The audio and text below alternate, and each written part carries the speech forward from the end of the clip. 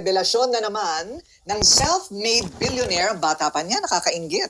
Okay, self-made billionaire, lumalaban ngayon sa korupsyon bilang isang kongresista sa unang distrito ng Batangas, Congressman Lean Leviste. Okay, handa na ba sila?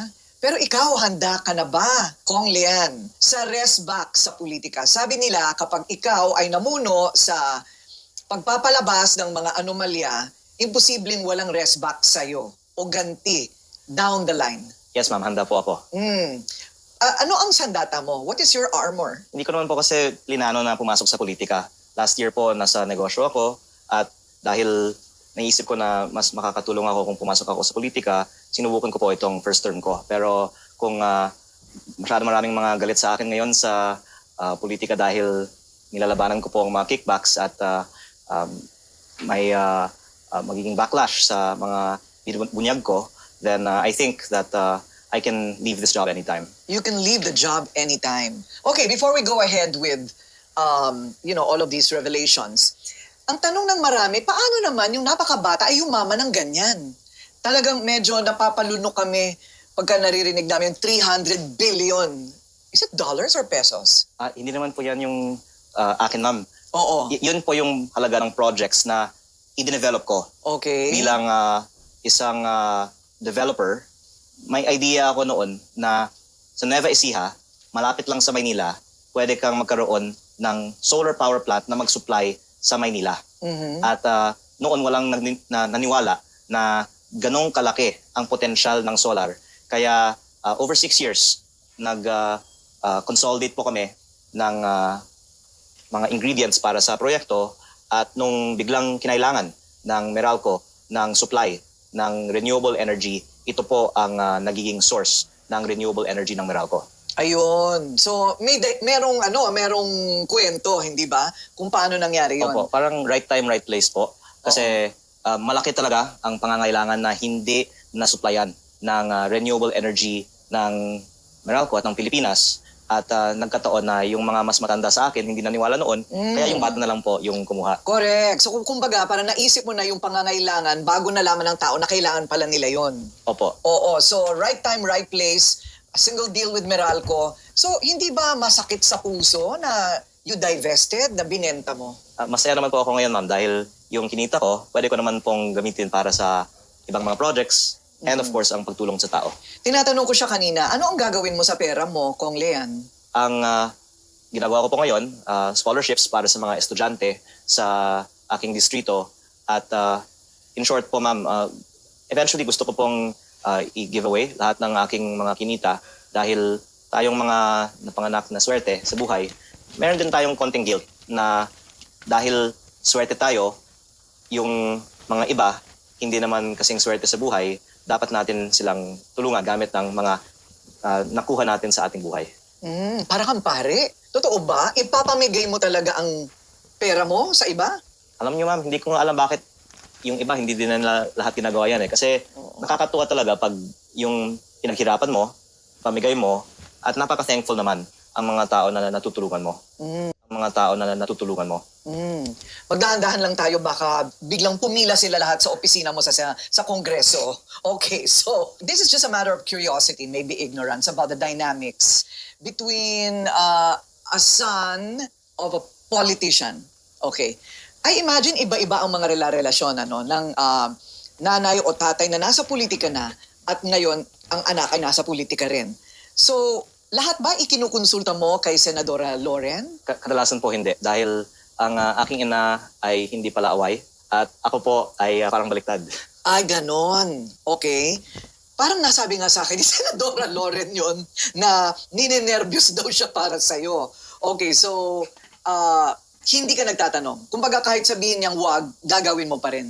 Marami pong mga natututunan ako sa aking ina, lalo na po tungkol sa paano nag-work yung budget process, for example, sa Kongreso at sa House, sa Senate ngayon. At syempre, marami din pong mga kilala ang aking ina na malaking tulong po sa aking mga itinutulak ngayon tulad ng pagbaba ng presyo sa mga proyekto ng DPWH. Pero as to what to do with that information, minsan iba yung direction namin kasi sabi ko sa mom ko, lalo na ngayon na parang naging aware na yung taong bayan sa korupsyon sa DPWH, dapat tayo talaga mag-push na yung susunod na budget, wala ng kickback. Okay, mapupunta tayo dyan mamaya. Pero eto sinasabi sa akin ngayon na yung sweldo mo daw sa Kongreso, hindi mo kinukubra.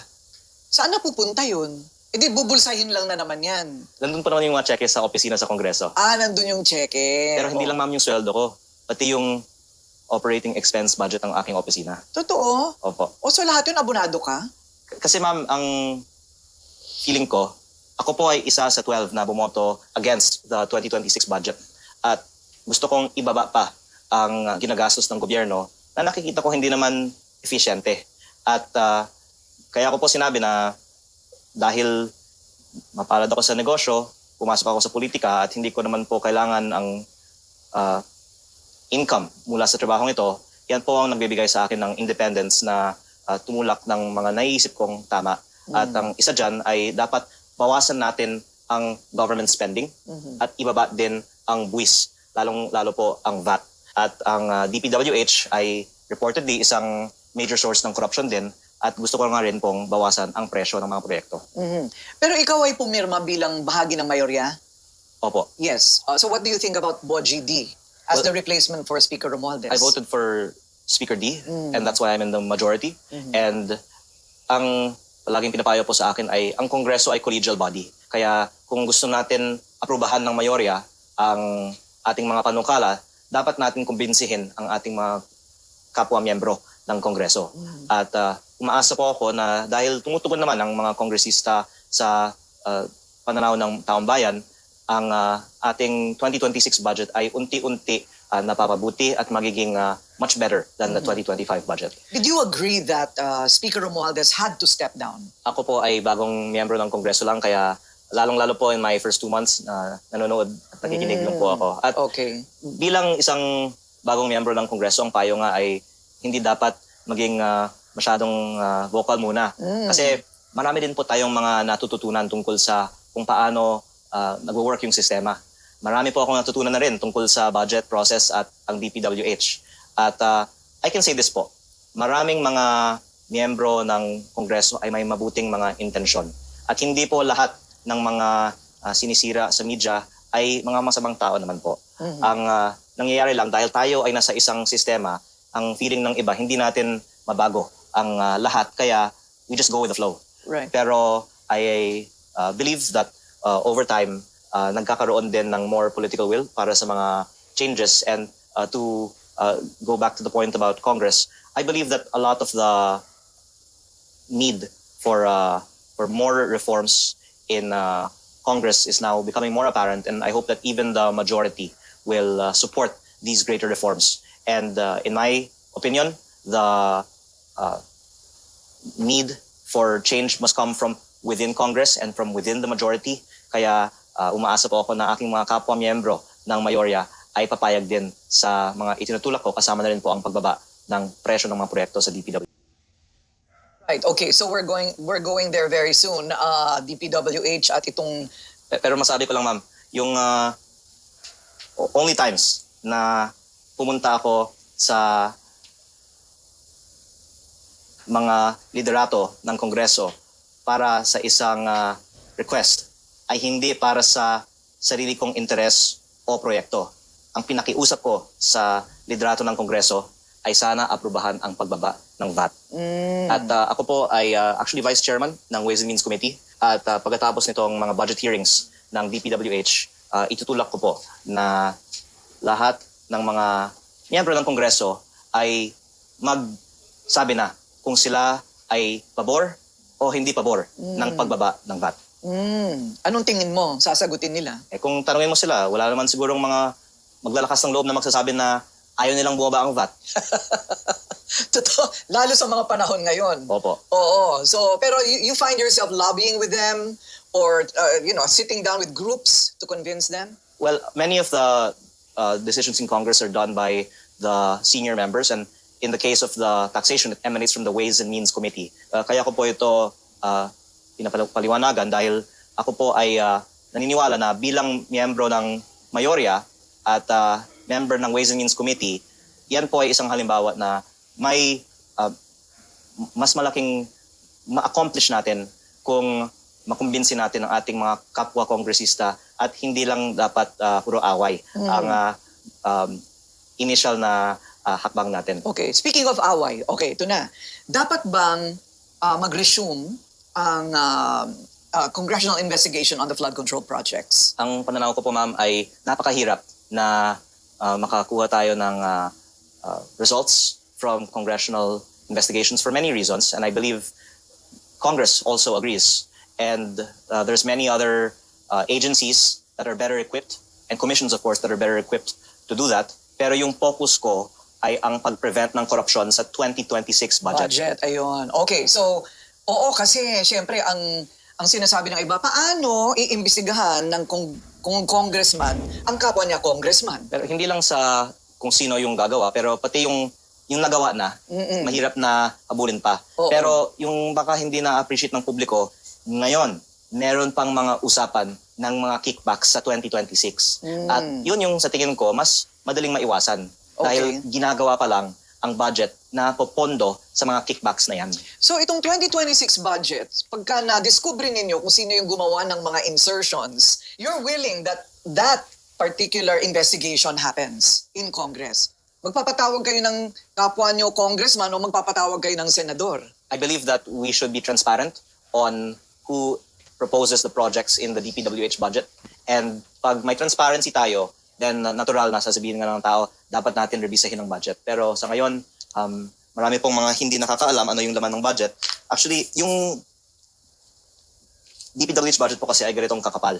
At hindi po siya sinasummarize. Pero meron po akong summary dito ng magkano yung nakuha ng bawat rehiyon ayon sa work ng aking staff. At nakikita nga natin dito na yung mga malalaking rehiyon, mas maliit pa yung budget na nakukuha kaysa yung mga ilang mga maliliit na rehiyon. For example, ang nagwagi ay sino may pinakamalaking budget sa DPWH? Well, malaki pa rin yung malaking rehiyon, pero on a per population basis, may malaking budget ang, pasensya na po, Cordillera. Cordillera. Opo, pero last year naman, hindi Cordillera, Mimaropa.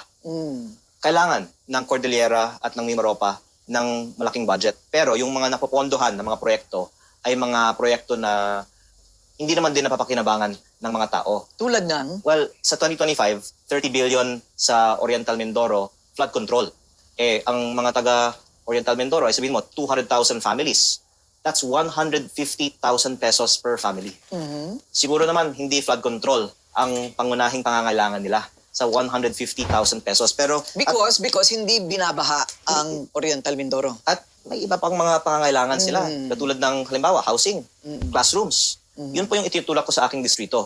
Pero kung tingnan natin dito yung Region 4A, para sa lahat ng mga nakikinig na taga Calabarzon, 2,767 lang per population. O sabihin natin, wala pang 10,000 pesos per family ang share sa DPWH budget ng Calabarzon. Parang nasanay na tayo na puro trilyon at milyon. Ilang milyon? Parang yun ang naiintindihan ng tao. Okay, ang 2026 DPWH budget are 600 billion pesos. At ang share ng Calabarzon ay wala pang 10%. Wala pang 50 billion sa 600 billion na yan. Pero tayo ay nagko-contribute ng almost 16% ng ating GDP at population. Kaya bilang kinatawan ng Batangas, ito yung itinutulak ko na sana magiging base sa populasyon at sa pangangailangan ng alokasyon ng budget. At muli, hindi naman po ito dahil hindi dapat bigyan ang ibang mga rehiyon. Pero ang lumalabas po, hindi ayon sa pangangailangan, ayon sa kung saan pwedeng pagkakitaan ang alokasyon ng budget. Where do you start? Eto ngayon, maganda yon na nagkaroon ng summary. Kasi parang hindi na natin nakukuha yung summary na yon. Ngayon na nakita mo na itong summary na ito, ipepresenta mo ngayon ito sa inyong hearings, right? Opo. What kind of reaction are you expecting? Well, syempre, ang mga iba gusto nilang proteksyonan yung Budget nila. budget nila. Pero ang starting point should be transparency. Hindi lang po kasi dahil sa halaga, pati na rin po dahil sa proponent. Correct. At ang akala ng iba, sa Kongreso lang nagkakaroon ng insertion. Ang isa din po sa mga i-discuss ko ngayon ay mas malaki pa ang mga insertions sa loob ng central office ng DPWH, sa National Expenditure Program, at hindi galing sa congressman. Ilang mga insertion galing sa mga kontratista.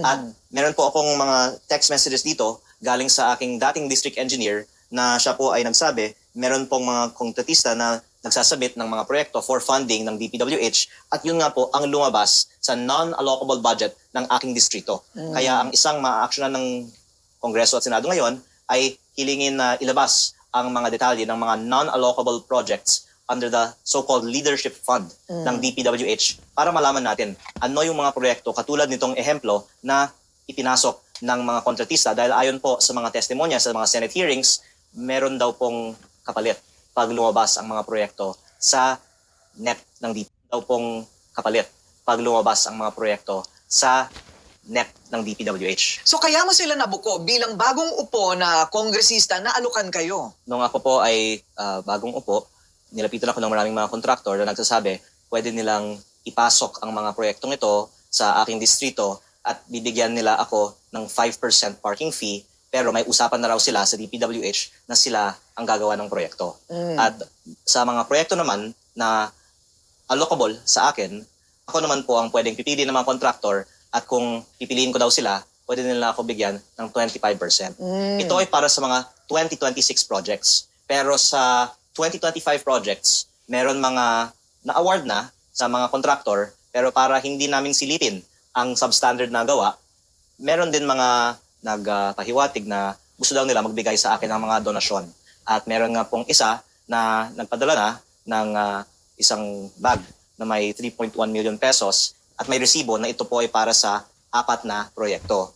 May mga iba pa na magpapadala sana ng mas malaking halaga pa, may 15 million pesos ng iba pang kontraktor pero hindi na po umabot doon.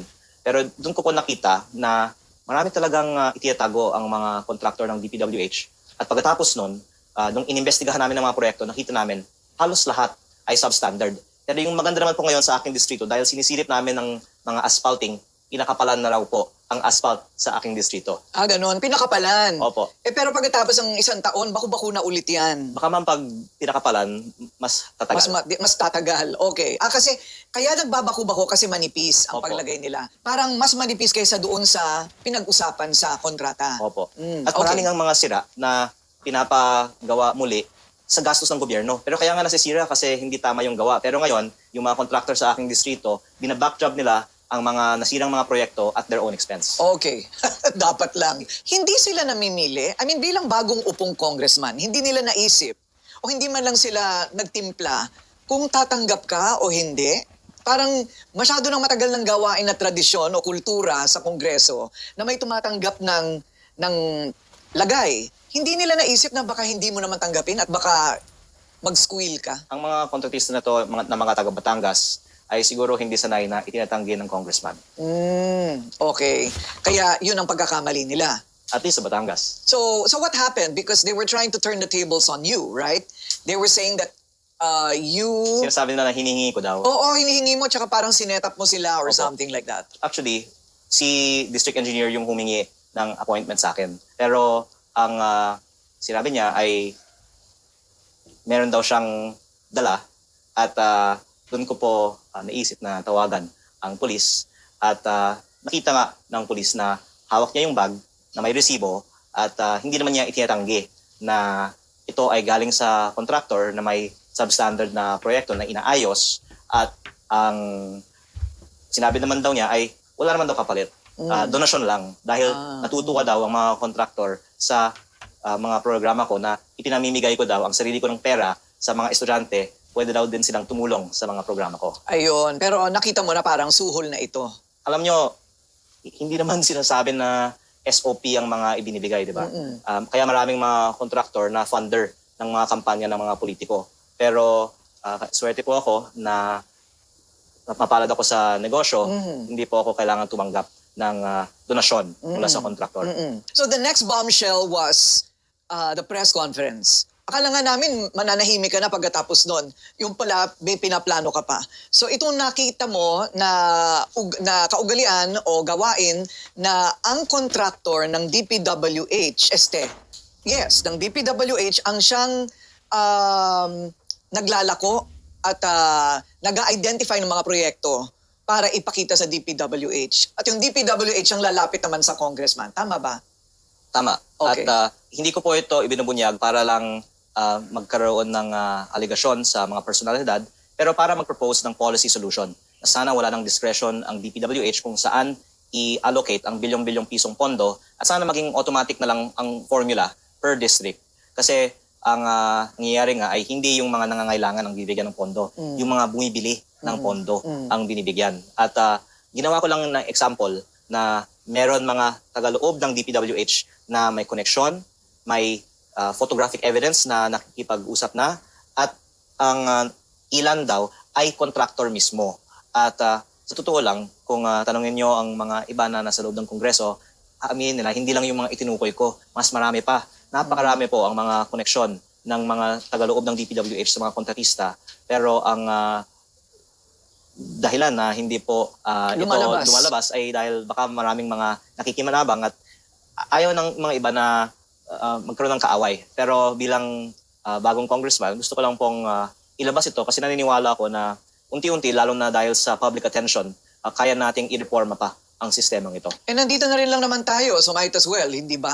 So kumbaga, kung hindi mo naman kailangan ng tulong nila, you can lose this job anytime, you have your own money, wala kang pakialam. Parang ganon. Nangihinayang lang din ako na ang mga galit sa flood control ay hindi nadidirect towards what can be done pa sa 2026 budget. Dahil hindi ako naniniwala na makaka-recover tayo ng malaking halaga sa mga ninakaw na pera. Pero yung nakakapanghinayang, mahigit 100 billion pesos pa ang nanakawin mula sa 2026 DPWH budget kung hindi natin po ito i-revisa. Correct. So kumbaga, parang hindi naman sa gusto mo, it could be reallocated. I mean, for example, housing. Ping Aliling is saying, I only have 2 billion pesos. How am I going to build houses with 2 billion pesos? So, edukasyon, classrooms, it could be reallocated but not necessarily babaan per se ang budget. I agree, ma'am. Ang DPWH budget na 600 billion, pwedeng ibaba ang presyo ng mga proyekto na walang tanggalin na proyekto para maging 450 na lang, at yung savings na 150 ay pwedeng ilagay, for example, sa classrooms. Ang total na pangangailangan ng classrooms ng ating bansa pa ay over 400 billion pesos. Kaya kung over 3 years, may additional 150 tayo sa mga classrooms, edi may mga bagong classrooms na lahat ng mga eskwelahan sa buong bansa. Right, right. So, gaano katagal ang prosesong ito? You think haabot? Meron ba kayong deadline? Opo, may 2 buwan pa bago ma-finalize ang budget. At napakabilis lang na lahat ng mga line item, across the board cut ang i-apply. Pero sabi ng DPWH, inaaral naman nila ang per project na reduction. At ako po ay nagpapasalamat sa ating bagong Secretary, Vince Dizon, na nag-commit siya na ibababa na ito sa mga susunod na mga linggo. Kaya tingnan po natin kung ito po ay magiging sapat na decrease para mapondohan natin sana ang shortage ng mga classrooms. Pero I'm actually very thankful na parang may breakthrough na kasi for the first time, openly discussed na halos lahat ng projects sa DPWH may kickback. At dahil sa response ng taong bayan, at least makakatipid ang ating bansa ng over 100 billion pesos potentially sa 2026 DPWH budget. Okay, so walang personal kay Secretary Vince Dizon. Although nabanggit yung pangalan niya, no? Do you think that was necessary? I guess so, right? Because kailangan maintindihan ng tao na nangyayari pa rin hanggang ngayon. Opo. Inuulit-ulit ko po na hanga po ako sa liderato ni Secretary Vince Dizon at napakasipag niya sa kanyang trabaho. Maganda ang kanyang mga intensyon. Ang ating itinutulak daw ay napaka-challenging na i-aproba dahil maraming mga nakikinabang sa buong sistema sa kickbacks sa DPWH. So in fact, kailangan natin, bigyan natin pa ng dahilan si Secretary Dizon para maaprubahan ang pagbaba ng mga presyo na ito. Kasi syempre, ako, gusto kong ibaba ng 25. Yung mga iba din, nagsabi, dapat ibaba ng 25, 30 pa, 20, 15. Pero ang mga iba, sinasabi naman nila, hindi na dapat ibaba yan. Kaya kung mas nadami pa sana ang mga mananawagan na ibaba ang presyo ng DPWH, yung naniniwala po ako na gusto ni Secretary Dizon sa kanyang puso na mawala na ang korupsyon sa DPWH ay mas likely na mangyari kung tayong lahat po ay magtulungan na magkaroon ng political will para dito. Pero kung marami sa mga miyembro ng majority sa Congress ay may kickback, paano sila mapapapayag na babaan ng budget na yan? Ma'am, wala akong sinabi na ang congressman ang kumukuha ng kickback. Ang alam lang natin, Ako nagsabi nun. Ako. may kumukuha. Okay. At kung boboto sila para ibaba ang presyo ng mga proyekto ng DPWH, yan ay patunay na hindi sila kumukuha ng kickback. Kaya Okay din ang style niya. no? sana lahat tayo ay boboto para ibaba ang presyo at ipakita natin hindi tayo kumukuha ng kickback. Correct. Okay, good luck to that. Okay, pero noong ikaw ay nag-press conference, wala kang naiisip ng mga personalidad? Wala kang listahan na ayaw mo lang sabihin? Actually, may tumawag sa akin na malapit na mataas na opisyal kay Secretary Dizon That in phone the call. middle of the press con. I know, in that phone call. Inadmit ni Secretary Dizon na in-instruct niya ang taong malapit sa kanya na tumawag sa akin. Mhm. At after that, I also spoke with Secretary Dizon. And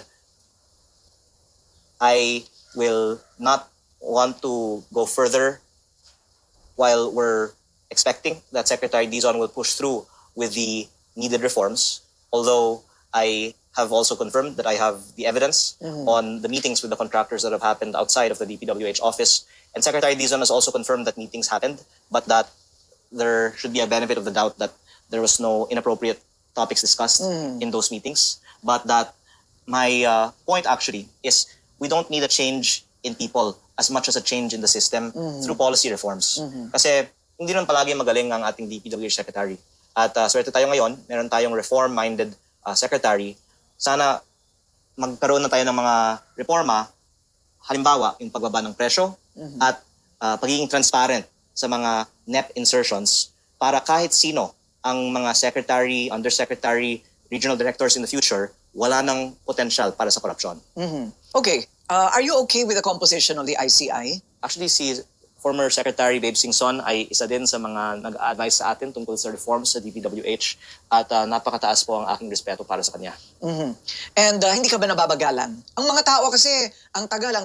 But I understand that you need evidence, hindi ba? Actually, I think na masipag ang mga members ng ICI. Ang dami naman nilang mga ongoing investigations. Baka hindi lang nila binabroadcast lahat ng kanilang mga ginagawa. Pero kaya ko po alam na marami silang mga iniimbestigahan dahil pati sa aking probinsya, nalaman ko na meron silang mga proyekto at mga kontratista na iniimbestigahan.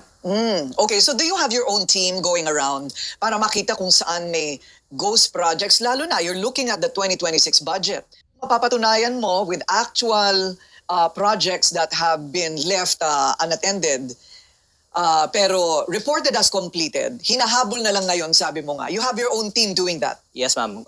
Since August, non-stop lahat ng mga bayan ng aking distrito, meron kami mga staff na nag-oversee ng mga past and ongoing projects. At nabanggit ko nga kanina, ngayon pinapakapalan yung asphalt, yung mga sira, binabackjob ng walang gastos sa gobyerno. At ang iba naman mga overpricing, nakakompute din namin. Meron po kaming mga nakita na streetlight, 230,000 pesos para sa dapat 60,000 pesos lang. Meron kaming smoke protection na nakita, 45,000 pesos, dapat walang 10,000 pesos pa. At ang lahat ng mga sinasabi ko tungkol sa mga problema ng DPWH ay informed naman ayon sa mga na-observe namin sa aking distrito. Okay. So saan sa palagay mo hahantong ang lahat ng ito? Parang, I think you compartmentalize, no? I think it's smart that like a figure, a personality like yourself will concentrate on o sige, kayong mag-rumble na kayong lahat dyan. Basta ako, 2026 budget ang gusto kong linisin. Right? Okay, so saan hahantong ang lahat ng ito? Ako ma'am ay tuloy-tuloy na mag-advocate para sa reforma sa DPWH at I believe that eventually magkakaroon ng lower prices and more transparency sa DPWH budget. Yes, I know that there are many vacancies. They're looking for young engineers to replace the old ones. And well, good luck to that. Baka you can work more closely with Secretary Vince Dizon. Congratulations, ang tapang mo, no? Okay, ano kaya masasabi ni Senadora Loren dito sa pinakahuli mo? O iniiwasan mo na lang yung nanay mo? Nasa stress talaga yung nanay ko sa akin. Okay.